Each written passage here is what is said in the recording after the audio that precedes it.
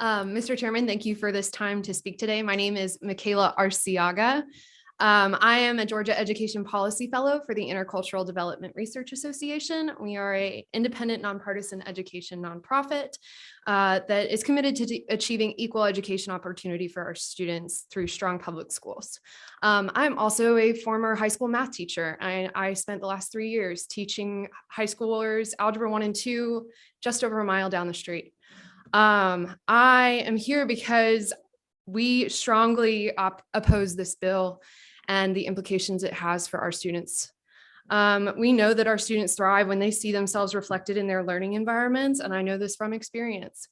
I'm concerned that this bill starts by defining and prohibiting a series of concepts that would be common in any class discussion about race or identity.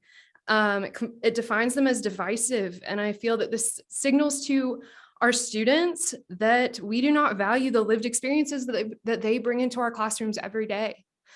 I recognize the sponsors' commitment to giving teachers space to discuss these issues in a way that is educationally appropriate.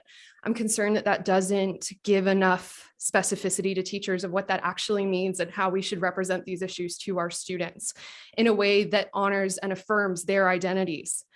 It requires extensive and continuous training for teachers to facilitate these experiences. I'm concerned by the provision of this bill that would remove those training requirements. We know that the best way to prevent teacher bias and discrimination is through diversity and identity training for teachers to equip them with the language and tools to recognize, affirm, and support their students' unique contexts that they bring into our classrooms every day. We encourage you to show your support for students and teachers by deciding not to advance this bill or bills like it, and choosing instead to consider legislation that supports all students' identities and promotes safe, respectful school climates. And we're happy to help you develop that legislation. Thank you so much.